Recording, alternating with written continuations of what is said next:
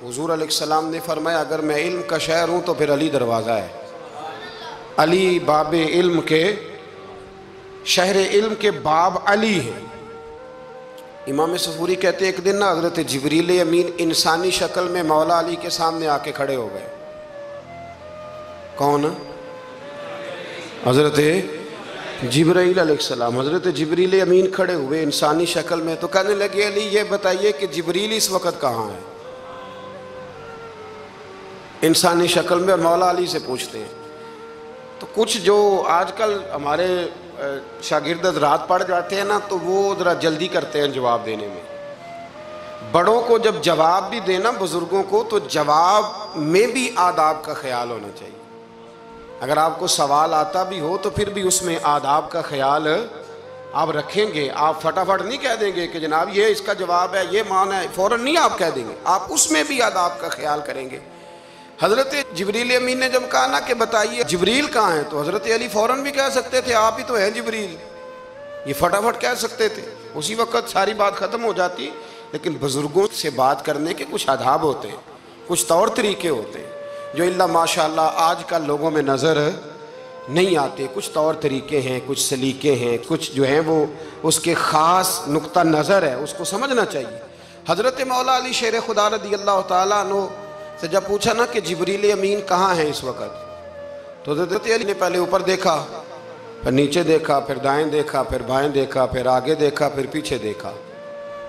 جواب فٹافٹ تیار تھا کہ آپ ہی تو ہیں، لیکن ایسے جواب نہیں دیا۔ فرمانے لگے جناب نہ تو اس وقت حضرت جبریل مشرق میں ہیں، نہ مغرب میں ہیں، نہ شمال میں ہیں، نہ جنوب میں ہیں، نہ 7 زمینوں میں ہیں، نہ آسمانوں میں ہیں۔ پھر بھی یہ نہیں کہا کہ آپ جبریل ہیں۔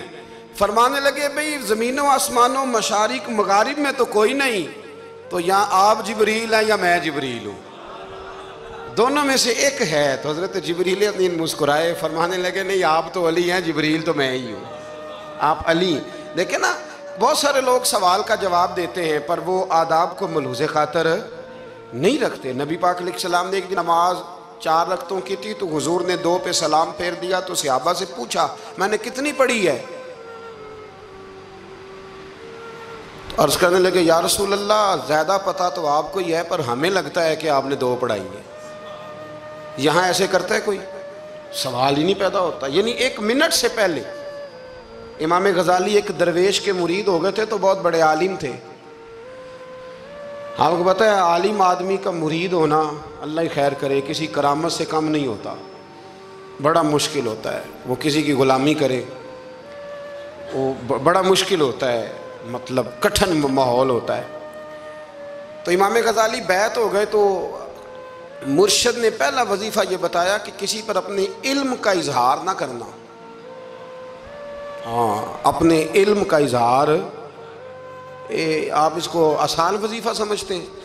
یعنی علم ہو بھی تو بندہ اظہار نہ کرے، بد ہضمی ہو جاتی ہے، تو بد ہضمی ہو جاتی ہے، نیند نہیں آتی۔ 2-4 لفظ جو بندہ پڑھ کے آتا ہے نا اس کو تو نیند نہیں آتی کہ میں پڑھا لکھا ہوں تو میں بتاؤں نا۔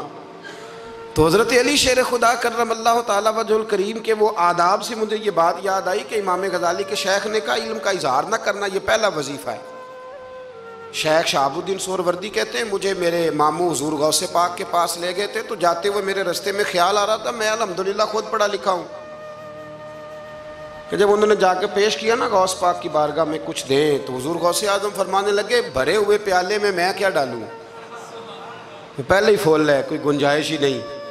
تو فرماتے ہیں پھر میں اگلی دفعہ گیا تو غرور علم کو توڑ کے گیا، تو پھر میں غوث اعظم کی بارگاہ میں بیٹھا تو اللہ تبارک و تعالیٰ نے پھر مجھے جھولی بھر کے خیرات عطا فرمائی۔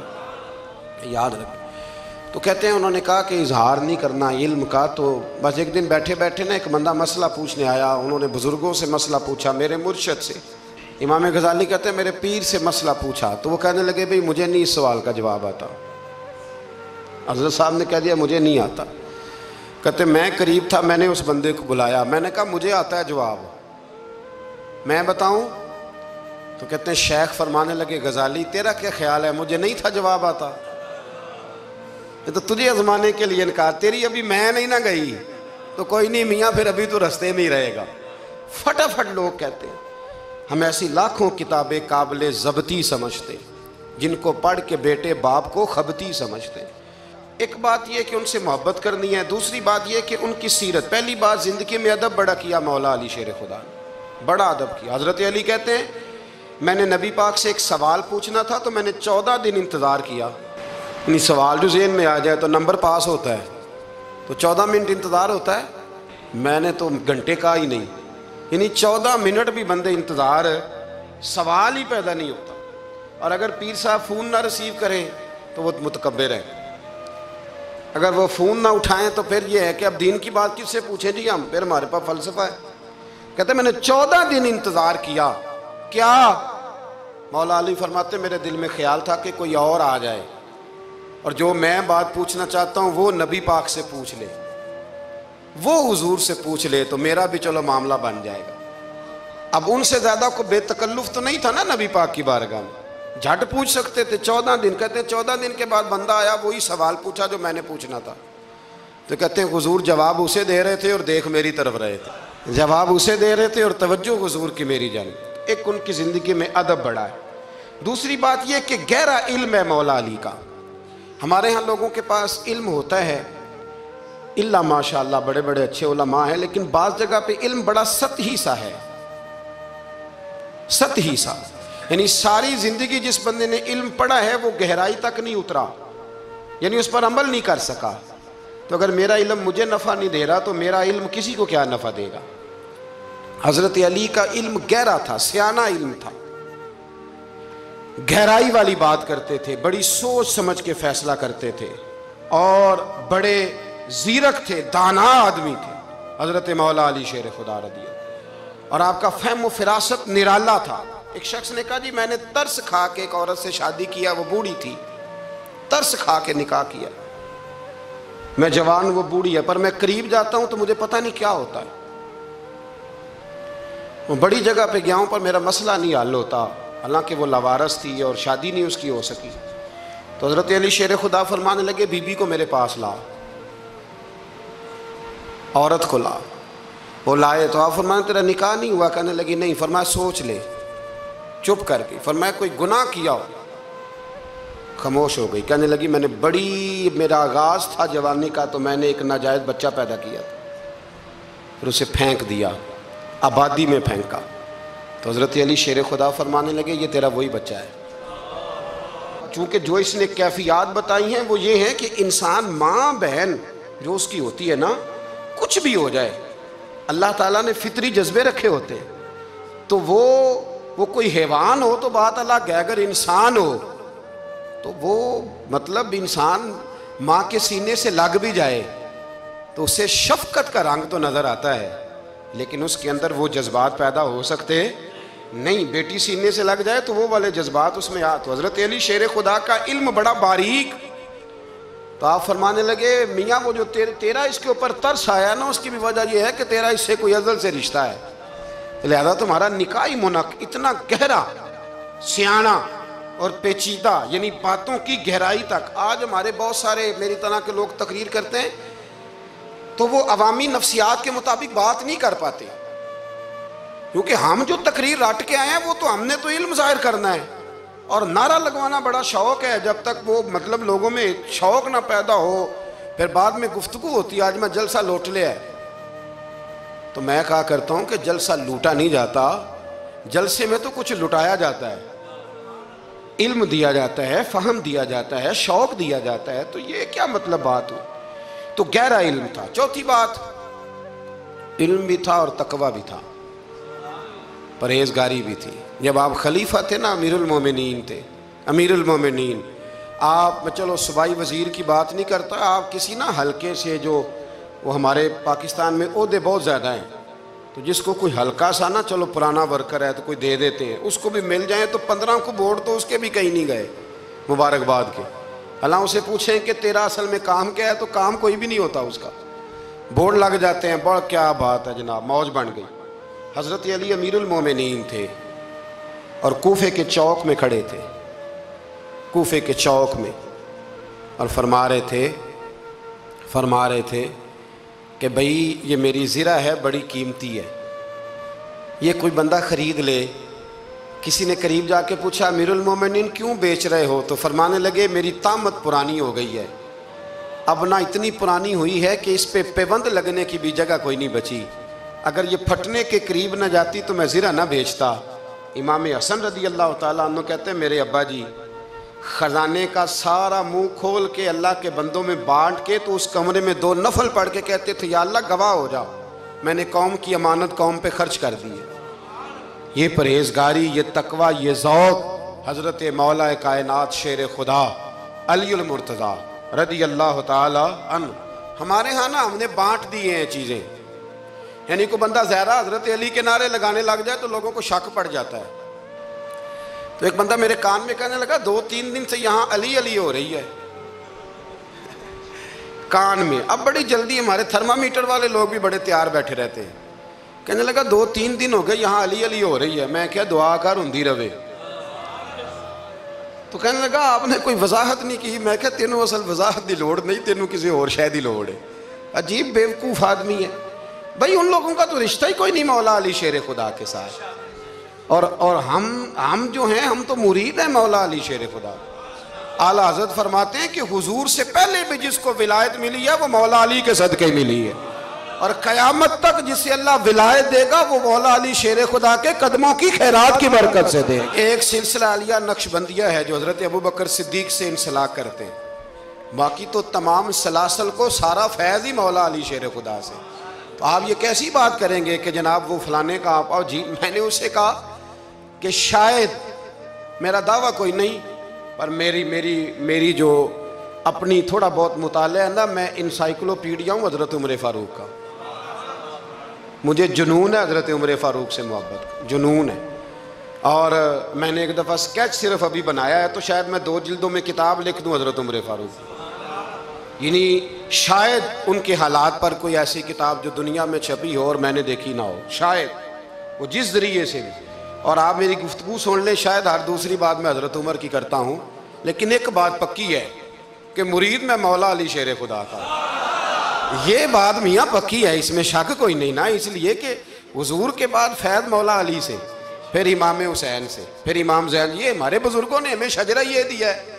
تو آپ وہ جو بات جہاں ہے وہ وہاں ہے۔ حضرت ابوبکر صدیق کے بارے میں جو شک کرے پکا بے ایمان ہے، پر اس میں تو بات پکی ہے نا کہ حضور نے فرمایا علی تجھے دیکھنا بھی عبادت اور تیرا ذکر کرنا بھی عبادت۔ تو خدا کے بندو علی علی نہ کریں، ہم تو مر جائیں، کوئی جگہ ہی نہیں ہے سوائے حضرت علی شیر خدا کے ذکر کرنے کے۔ تو یہ کچی کمزور باتیں نہ کرو، یہ کوئی عجیب بات ہے کہ جی وہ اگر علی علی زیادہ کیا تو کوئی فلانے طبقے سے تو نہیں، تو یہ ایسی کمزور بات آپ کیوں کرتے ہیں میاں؟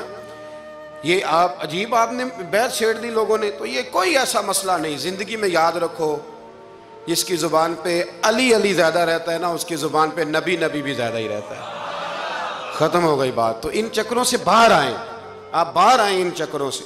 اور اسی طریقے سے میں نے کہا تھا کہ ہم کوئی ترازو لے کے نہیں بیٹھے ہوئے کہ فضیلت کس کی زیادہ ہے۔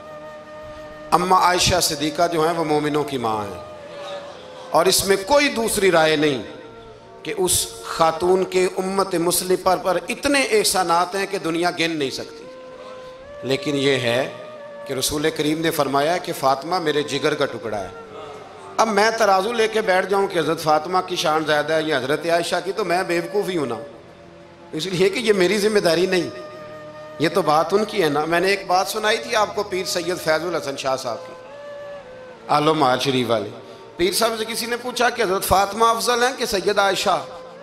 تو آپ فرمانے لگے پہلی بات تو یہ کہ تجھے یہ سوال ہی نہیں کرنا چاہیے تھا، اور اگر تو نے کر لیا ہے تو پھر جواب سن لے۔ فرمانے لگے فاطمہ زوجہ ہیں حضرت علی کی، اور عائشہ زوجہ ہیں نبی پاک کی، تو علی کی زوجہ نبی کی زوجہ سے افضل نہیں ہو سکتی۔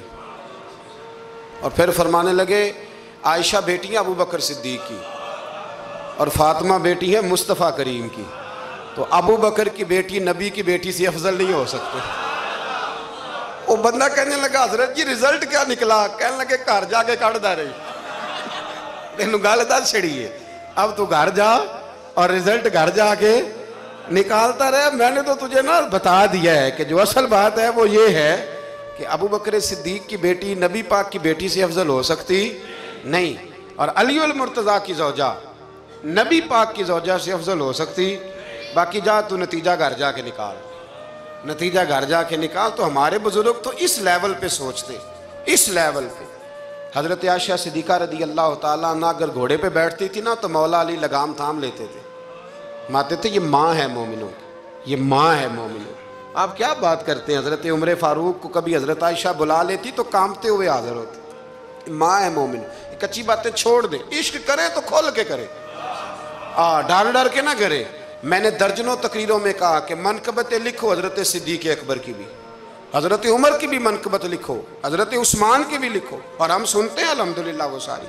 لیکن میرے بھائی یہ یاد رکھیں، اس میں کوئی شک نہیں، ان کی عظمتیں، شانیں، فضیلتیں وہ بلندیاں ہیں. ہمارا یہی عقیدہ ہے، اور الحمدللہ ہماری نسلیں بھی اسی پہ قائم رہیں گی. ہم انہیں نسلیں مانیں گے ہی تاب کہ خلفائے راشدین کی جو خلافت کی ترتیب ہے وہی فضیلت کی ترتیب ہے. لیکن میاں یہ بھی تو ہے نا کہ جس کا جو مرشد ہو نا اسے وہ بہرحال دوسروں سے افضل جانے گا تو فیض پائے گا، وہ جانے گا. تو اس لیے نظریہ ہمارا یہی ہے کہ وہ خلفائے ثلاثہ حضرت مولا علی سے، اور حضرت علی کا اپنا فرمان ہے. آپ فرمایا کرتے تھے جس نے مجھے ابو بکر صدیق اور عمر فاروق سے افضل کہا میں اسے مفتری کی سزا، جھوٹے کی سزا دوں گا، اسے کوڑے ماروں گا، کوڑے ماروں گا. وہ جھوٹا ہے جو مجھے ابو بکر اور عمر سے افضل کہتا ہے. تو ان کی تو اپنی بات، اور میں نے وہ بڑی تفصیل کے ساتھ ایک دفعہ عرض کیا تھا کہ حضرت علی تو خود منبر کوفہ پہ بیٹھ کے بتایا کرتے تھے کہ اگر میرے جیسے بہادر سے پوچھو کہ بہادر کون ہے تو میں ابو بکر صدیق کا نام بتاؤں گا. تو اس لیے مطلب اب ہم سہم جائیں فٹافٹ کہ فلانا نہ ناراض ہو جائے. تو بھئی جب ہم درجنوں جمعے حضرت صدیق اکبر پہ پڑھاتے ہیں اس وقت تو نہیں نا کسی کو ٹینشن ہوتی. جب حضرت عمر پہ پڑھاتے ہیں، حضرت عثمان پہ، تو ویسے بھی بندوں کو جواب دینے کا اگر انسان مزاج بنا لے تو کس کس کو مطمئن کرے گا. یہ تو 4 ادھر نکل جاتے ہیں تو 15 ادھر نکل جاتے ہیں. آپ ذہن اللہ رسول کو جواب دینے کا بنائیں، اس میں آسانی ہوگی. اللہ ہمیں سمجھنے کی توفیق دے.